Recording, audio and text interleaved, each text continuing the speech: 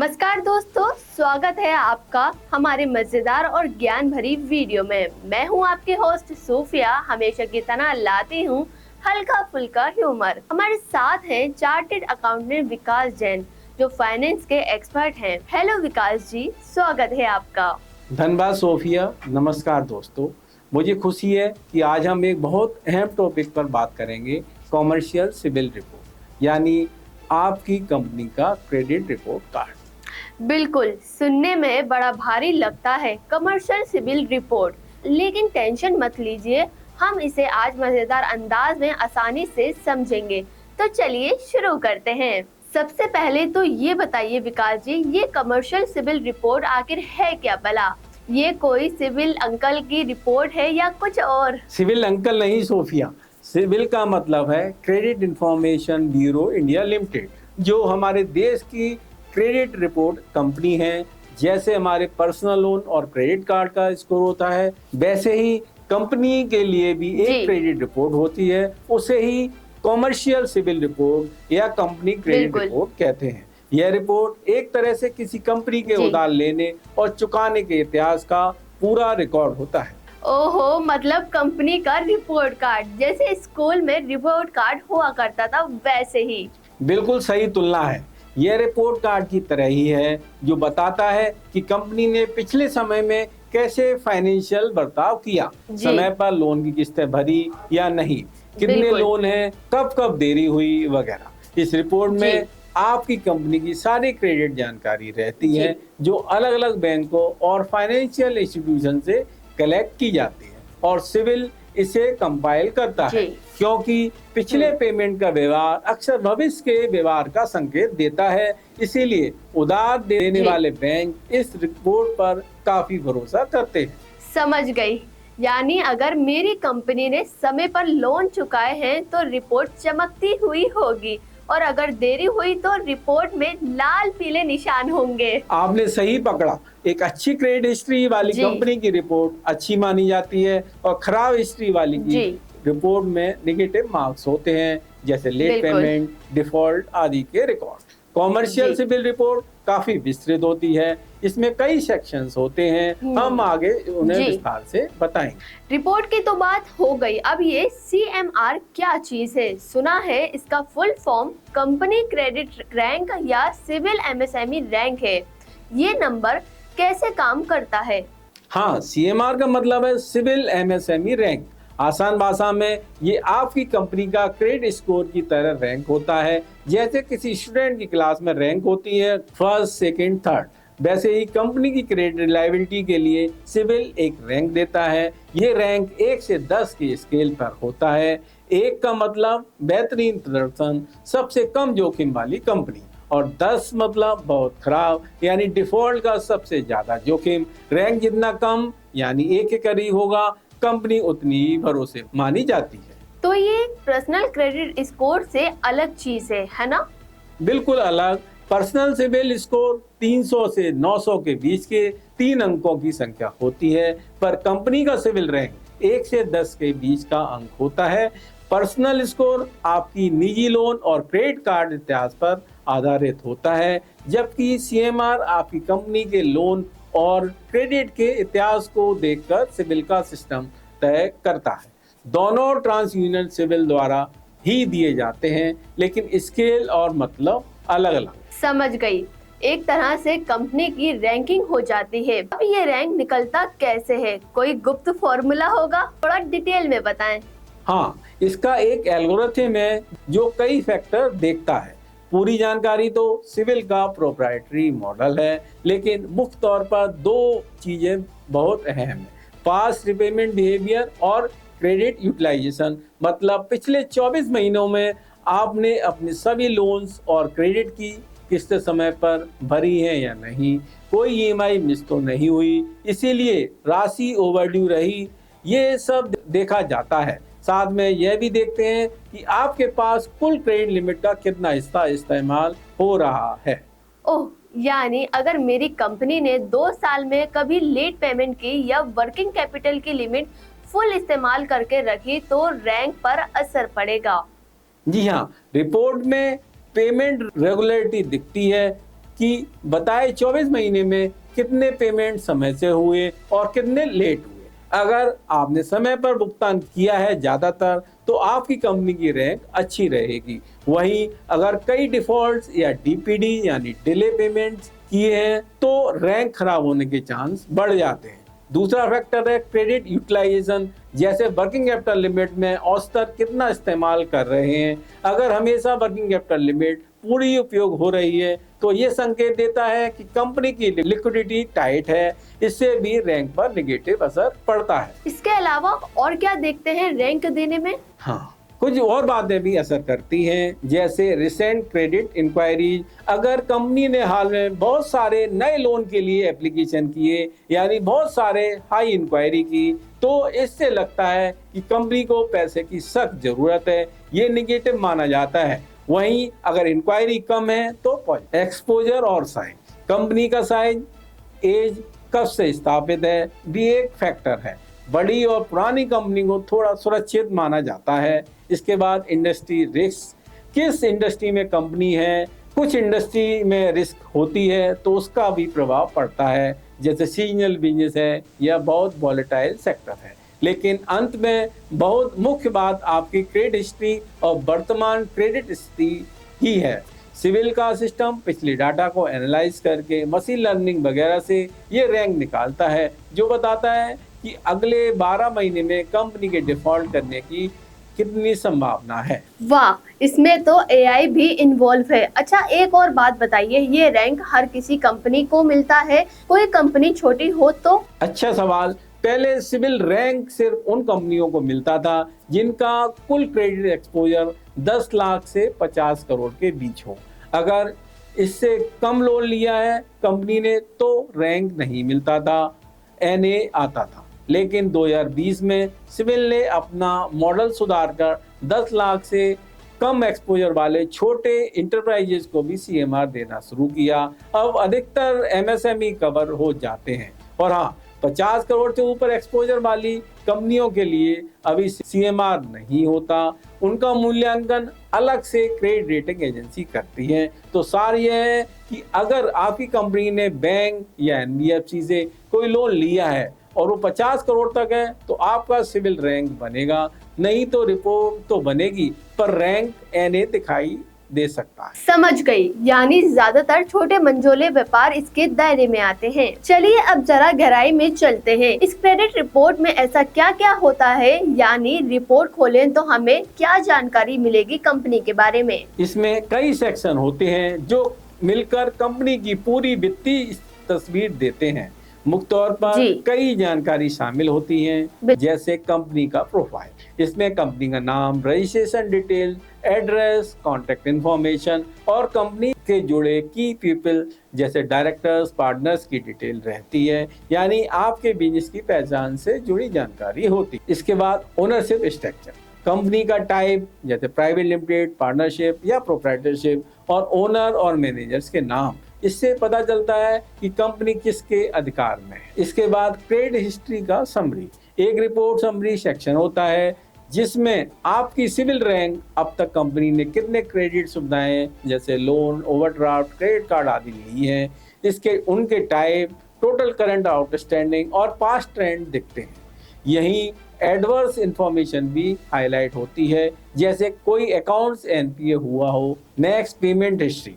Report में प्रत्येक credit सुविधा के साथ एक पेमेंट हिस्ट्री चार्ट होता है जो बताता है कि हर महीने कितने दिन की देरी हुई या समय पर चुकाया गया। पिछले 24 महीने तक का ट्रेंड होता है। इससे तुरंत पता चलता है कि कंपनी नियमित भुगतान करती है या अक्सर लेट हो जाती है। इसके बाद क्रेडिट लिमिट और यूटिलाइजेशन, हर लोन और कैश क्रेडिट लिमिट की सैंक्शन लिमिट और उसका कितना उपयोग हो रहा है, ये जानकारी रहती है। विशेषतर वर्किंग कैपिटल फैसिलिटी में average usages percentage, drawing power और सैंक्शन अमाउंट दिखता है। इससे पता चलता है कि कंपनी के पास कितनी लिक्विडिटी है और वो अपने क्रेडिट का उपयोग कैसे कर रही है। इसके बाद टोटल आउटस्टैंडिंग डेट, कंपनी पर कुल कितना लोन है और अलग अलग लोन्स में बकाया राशि क्या है, ये भी साफ साफ दर्शाया जाता है। साथ ही यह भी कोई लोन सिक्योर्ड है या अनसिक्योर्ड लोन है। इसके बाद लायबिलिटी एज ए गारंटर, अगर आपकी कंपनी ने किसी और कंपनी या व्यक्ति के लोन के लिए गारंटी दी है तो वो भी रिपोर्ट में लिस्ट होता है एज ए गारंटर। इससे आपके कंटीजेंट लायबिलिटी का पता चलता है। इसके बाद क्रेडिट रेटिंग। कई बार रिपोर्ट में एक सेक्शन होता है जहां किसी एक्सटर्नल क्रेडिट एजेंसी जैसे क्रिसिल, इक्रा द्वारा कंपनी को दिए गए रेटिंग की समरी होती है अगर आपकी कंपनी ने रेटिंग ली है। इसके बाद क्रेडिट इंक्वायरी। पिछले कुछ समय में आमतौर पर 24 महीने में आपकी कंपनी के क्रेडिट रिपोर्ट को किन किन बैंकों या एनबीएफसी ने चेक किया है उसकी लिस्ट रहती है। खासकर पिछले 3 महीने में कितने इंक्वायरी हुई ये भी हाईलाइट रहता है। इससे जैसा हमने कहा कई इंक्वायरी में तो समझ आता है कि कंपनी बहुत लोन सर्च कर रही है। Next, other legal information. कोई सूट फाइल केसेस या बिलफुल डिफॉल्टर डिक्लेयर्ड आदि जानकारी भी अगर रिपोर्टिंग एंटिटी ने दे दी हो तो सीसीआर में शामिल होती है। इसके अलावा पब्लिक रिकॉर्ड जैसे बैंक्रप्सी की सूचना अगर हो तो वो भी इसमें इंक्लूड हो जाता है। संक्षेप में कॉमर्शियल क्रेडिट रिपोर्ट आपके बिजनेस की फाइनेंशियल हॉरोस्कोप है। इसमें कंपनी के परिचय से लेकर उसकी उधारी लेने की आदतों तक सब दर्ज होता है। वाकई पूरा पोस्टमार्टम होता है कंपनी का, यानी कोई बैंक या इन्वेस्टर इसको देखकर तुरंत भाप सकता है कि कंपनी कितनी फाइनेंशियली है। बिल्कुल, इसीलिए ये रिपोर्ट इतनी महत्वपूर्ण है। ठीक है, रिपोर्ट में सब डिटेल है, लेकिन किसी बिजनेस के लिए ये रिपोर्ट इतनी मायने क्यों रखती है? मान लो मेरी कंपनी अच्छी खासी चल रही है तो मुझे क्या फर्क पड़ता है कि सिबिल स्कोर में क्या है? देखें, अगर आपको कभी बिजनेस के लिए लोन लेना है, वर्किंग कैपिटल, टर्म लोन या कोई मशीन फाइनेंस, तो बैंक सबसे पहले आपकी कंपनी का सिविल कंपनी क्रेडिट रिपोर्ट देखेंगे। ये उनका बेस बन जाता है। क्रेडिट डिसीजन लेने के लिए सीसीआर और सीएमआर उनके लिए एक ऑब्जेक्टिव तरीका है कंपनी की क्रेडिट हेल्थ चेक करने के लिए, जिससे वो जल्दी और इम्पार्शियल फैसला ले सकें कि लोन देना है या नहीं। ओहो, ये तो पासपोर्ट की तरह हो गया बिजनेस का, बिना इसके नंबर देके आगे नहीं बढ़ेंगे। सही कहा, बिल्कुल। आजकल तो कई जगह प्री अप्रूव लोन ऑफर होते हैं जहां अगर आपका सीएमआर अच्छा है तो बैंक खुद आपको ऑफर दे देते हैं। और एक फायदा और, इंटरेस्ट रेट। अगर आपकी कंपनी की रैंक बढ़िया है, मान लीजिए सीएमआर 1, 2 या 3 है, तो कुछ बैंक्स आपको कम ब्याज दर पे लोन ऑफर करते हैं क्योंकि उन्हें भरोसा होता है कि पैसा डूबने का रिस्क कम है। उदाहरण के लिए बैंक ऑफ बड़ौदा ने 2018 में अनाउंस किया था कि जिन एमएसएमईज का सीएमआर अच्छा होगा उन्हें होम लोन की तरह बिजनेस लोन में भी कम ब्याज पर ऋण मिलेगा, यानी अच्छे क्रेडिट रैंक वालों को रिवार्ड मिलता है। और जिनका खराब रैंक हो, अगर रैंक बहुत खराब है जैसे 8, 9 या 10, तो बैंक को लगेगा कि लोन डूबने का खतरा है। ऐसी स्थिति में या तो लोन मंजूर नहीं होगा या होगा तो बहुत सख्त शर्तों पर, जैसे हाई इंटरेस्ट रेट, ज्यादा कोलेटरल की मांग आदि।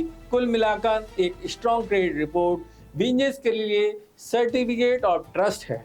सिर्फ बैंक ही नहीं, इससे कई बार बड़े सप्लायर भी किसी नए डीलर्स को क्रेडिट देने से पहले उसकी कंपनी का क्रेडिट रिपोर्ट देखते हैं। और अगर आप किसी से पार्टनरशिप या एमएंडए की सोच रहे हैं तब भी दूसरी पार्टी आपका ये रिकॉर्ड चेक कर सकती है। यानी बिजनेस में भरोसा जमाने के लिए, नए निवेश लाने के लिए हर लिहाज से ये नंबर अच्छा होना चाहिए। जी हाँ, इसे आप बिजनेस का सिविल स्कोर कार्ड समझें।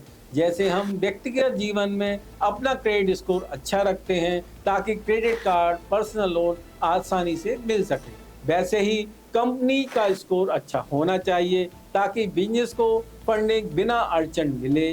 अब एक प्रैक्टिकल सवाल, अगर मुझे मेरी कंपनी का सिविल रिपोर्ट या रैंक पता करनी हो तो मैं इसे प्राप्त कैसे करूं?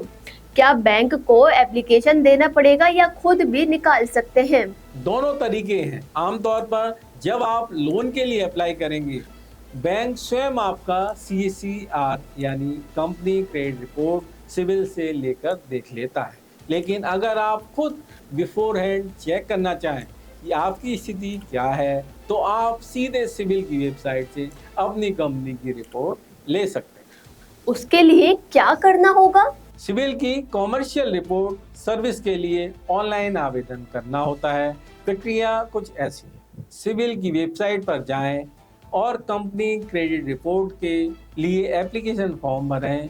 इसमें आपको अपनी कंपनी का नाम, पता, रजिस्ट्रेशन डिटेल्स, कंपनी पैन आदि जानकारी भरनी होती है। साथ ही आपके यानी एप्लीकेंट के कॉन्टैक्ट डिटेल भी भरने हों। उसके बाद फीस पेमेंट करना होता है। एक क्रेडिट रिपोर्ट प्राप्त करने के लिए लगभग 3,000 रुपए का शुल्क ऑनलाइन जमा करना पड़ता है। इसको आप डेबिट कार्ड, क्रेडिट कार्ड या नेट बैंकिंग आदि से पे कर सकते हैं।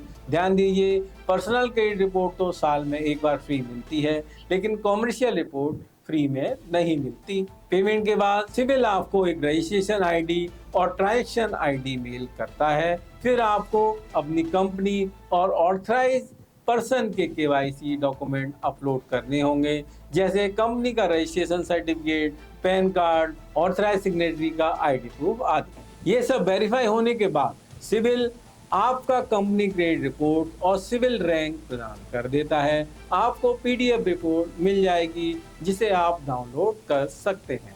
बढ़िया, यानी थोड़े पैसे देकर आप अपनी कंपनी का फाइनेंशियल हेल्थ चेकअप खुद ही करा सकते हैं। सही कहा। मैं तो सलाह दूंगा कि जिस तरह आप अपना व्यक्तिगत सिविल स्कोर कभी कभार चेक करते हैं, वैसे ही बिजनेस ओनर्स को अपना कॉमर्शियल सिविल रिपोर्ट भी समय समय पर मांग कर देखना चाहिए। इससे पता रहेगा कि कहीं कोई गलत एंट्री या गलती तो नहीं है। अगर स्कोर कम है तो उसे सुधारने के लिए कदम उठा सकें। ध्यान रहे, अगर रिपोर्ट में कोई डिस्प्यूट मिले तो सिविल में डिस्प्यूट दर्ज करवाकर ठीक भी कराया जा सकता है। हाँ, अपने ही रिपोर्ट में गलती रह जाए और हम यूं ही भुगते, ये अच्छा नहीं। अच्छा, एक और बात, क्या ये रिपोर्ट सिर्फ हम ही ले सकते हैं या कोई और भी देख सकता है हमारी बिना परमिशन के? रिपोर्ट को एक्सेस करने के नियम बड़े सख्त हैं। सिविल के मेंबर्स जैसे बैंक्स और एनबीएफसी डाटा एक्सचेंज करते हैं। बैंक तभी आपका सीसीआर देख सकते हैं जब आप उनसे क्रेडिट के लिए अप्लाई करें या उन्होंने अपने संबंध में डाटा सिविल को दिया हो। बिना अनुमति कोई आउटसाइडर आपका सीसीआर नहीं निकाल सकता। हाँ, आपकी अपनी कंपनी है तो आप तो ले ही सकते हो जैसा बताया है, तो प्राइवेसी की चिंता नहीं करनी चाहिए। ठीक है, बढ़िया। विकास जी, आप बता चुके हैं कि एक इंडिविजुअल का सिविल स्कोर अलग होता है और कंपनी का अलग। जरा एक बार साफ साफ अंतर बता दें दोनों में, ताकि कोई कंफ्यूजन ना रहे। अवश्य। मेन डिफरेंसेस ये है। Number 1, score versus rank.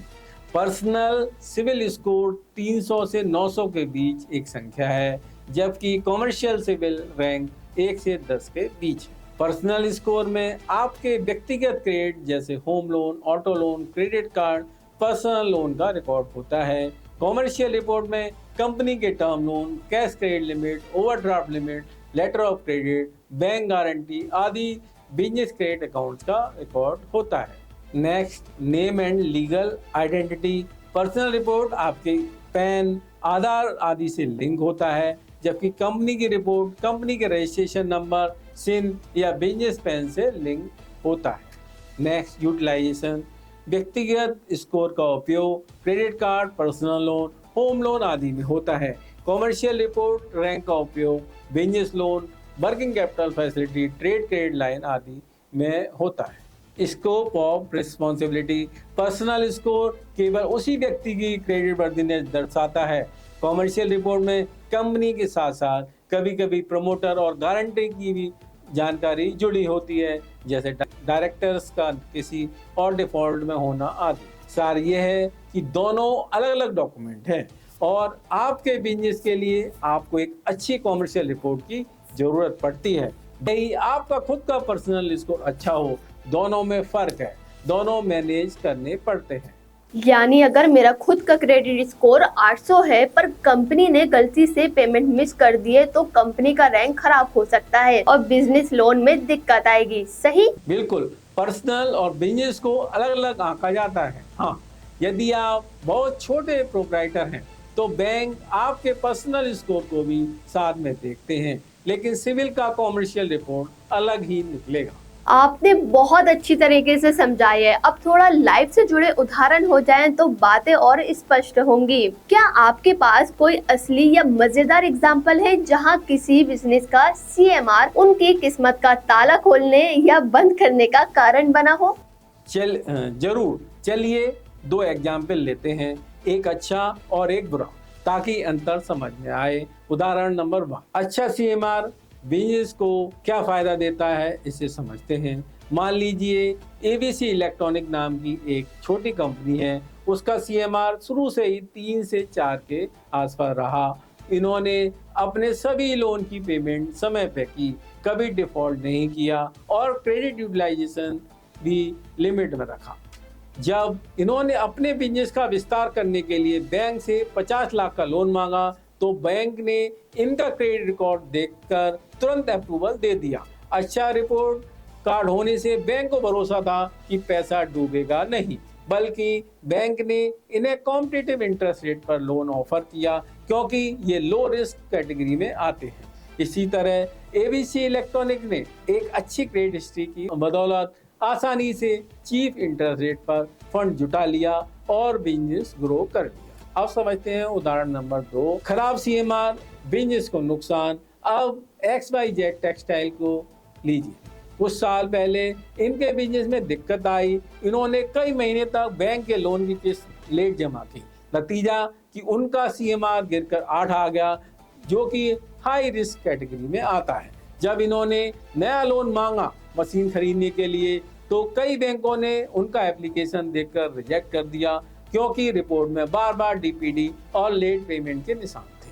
आखिरकार 1-2 एनबीएफसी ने लोन देने को तैयार हुए, पर बहुत ज्यादा ब्याज दर और भारी कोलेटरल सिक्योरिटी की शर्त पर। XYZ टेक्सटाइल को समझ आ गया कि खराब क्रेडिट रेटिंग के कारण उनके पास विकल्प बहुत कम बचे हैं। फिर उन्होंने 2 साल तक बड़ी मेहनत से अपने सभी बकाया चुकाए, किसी किस्त में देरी नहीं की और कोई नया उधार नहीं लिया। धीरे धीरे उनका सीएमआर 8 से सुधरकर 5 पर आ गया। इसके बाद फिर जाकर उन्हें एक बैंक से फेयर कंडीशन पर लोन मिला। इस तरह खराब रैंक की वजह से कारोबार को मुश्किलें झेलनी पड़ सकती हैं, जो आगे चलकर सुधारने पर ही सुलझेगी।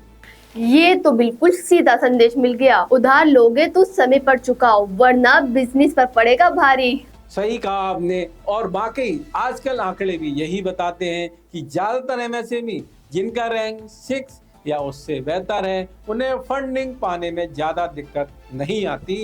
एक ट्रांस यूनिट सिविल की रिपोर्ट के मुताबिक 85% योग एमएसएमई का सीएमआर 1 to 6 के बीच रहता है, जो लो से मीडियम रिस्क वाले हैं। ये बिजनेसेस सही आदतों के साथ चलते रहे हैं। मुश्किल उन 15% को होती है जिनका सीएमआर 7 से 10 के बीच आता है, हाई रिस्क जोन में आता है।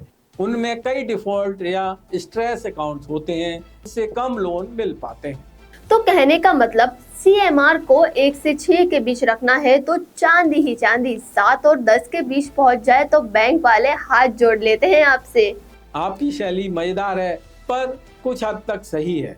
बैंक और एनबीएफसी आमतौर पर सीएमआर 6 तक को स्वीकार्य जोखिम मानते हैं। सीएमआर 1 से 3 को बेस्ट कैटेगरी, इनको लगभग सभी आसानी से लोन देना चाहेंगे। 4 to 6 मीडियम रिस्क है, इसमें भी ज्यादातर को लोन मिल जाता है, बस इंटरेस्ट रेट थोड़ा हायर साइड हो सकता है। लेकिन सीएमआर 7 से ऊपर को हाई रिस्क माना जाता है। बैंक ऐसी फर्मों को लोन देने में कतराते हैं जब तक कोई मजबूत सिक्योरिटी या गारंटी ना हो। कुछ एनबीएफसी या प्राइवेट लेंडर शायद दे दें, पर स्ट्रिक्ट कंडीशन होती हैं। इसीलिए हर बिजनेस की कोशिश होनी चाहिए कि अपना रैंक गिरने ना दें।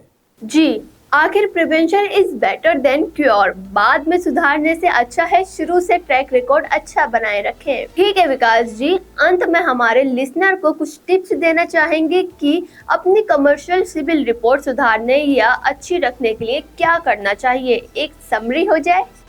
बिल्कुल, कुछ स्टैंडर्ड रूल्स हैं। समय पर भुगतान, अपने सभी लोन की ईएमआई या क्रेडिट बिल समय पर भरें, कोई भी किस्त ड्यू डेट से आगे ना निकले, समय पर पेमेंट से पेमेंट हिस्ट्री साफ रहती है। नेक्स्ट, क्रेडिट लिमिट का सही उपयोग। कोशिश करें कि वर्किंग कैपिटल लिमिट या credit card limit full utilise ना हो पूरे समय। यूटिलाइजेशन को संयमित रखें। नेक्स्ट, एडिशनल बोरिंग से बचें। जरूरत से ज्यादा लोन लेने से बचें। कई सारे लोन खोलने से आपका एक्सपोजर बढ़ेगा और मैनेज करना मुश्किल होगा। नेक्स्ट, इंक्वायरी कम रखें। बार बार हर बैंक से लोन के लिए अप्लाई ना करें जब तक जरूरी ना हो। कई हाई इंक्वायरी से गलत संदेश जाता है। नेक्स्ट, गलतियों को ठीक कर समय समय पर अपनी कंपनी का CCR निकाल कर जांच करें। अगर कोई एंट्री गलत दिखे, जैसे कोई गलत बकाया या क्लोज लोन ओपन दिख रहा हो, तो तुरंत सिविल में डिस्प्यूट दर्ज करवा कर सुधरवाएं। गलत जानकारी भी इसको गिरा सकती है। Next, smart debt management. अगर किसी तरह थोड़ी दिक्कत आती है तो अपने बैंक से बात करें। रिस्ट्रक्चर या अस्थायी राहत के लिए बजाय डिफॉल्ट होने के। एक बार अकाउंट NP हो गया तो रैंक बहुत नीचे चला जाता है। नेक्स्ट, बिजनेस ग्रोथ और स्टेबिलिटी। अपनी कंपनी के रेवेन्यू और प्रॉफिट को स्थिर रखें। फाइनेंशियल स्टेटमेंट मजबूत रखें। कई लेंडर्स कंपनी के बैलेंस शीट और ITR भी देखते हैं। उनका फाइनेंशियल परफॉर्मेंस अच्छा होगा तो भविष्य में क्रेडिट में सहूलियत होगी।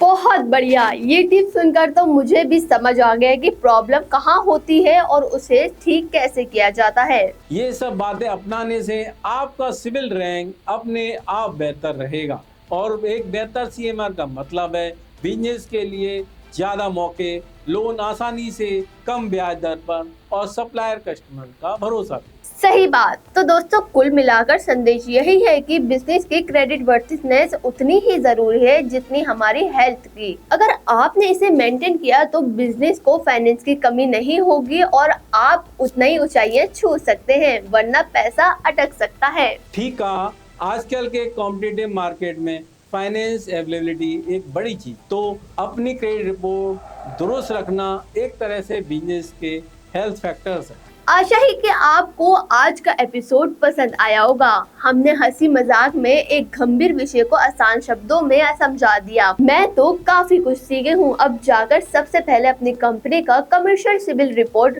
निकालने वाली हूँ। कहीं कोई गड़बड़ तो नहीं? जरूर चेक कीजिए। Knowledge is power. तो इसी संदेश के साथ अब हम विदा लेते हैं। धन्यवाद विकास जी, इतनी वैल्यूएबल जानकारी देने के लिए। धन्यवाद आपको और लिसनर को सुनने के लिए। मिलते हैं अगले एपिसोड में एक और नए टॉपिक और मजेदार बातचीत के साथ। तब तक के लिए नमस्कार।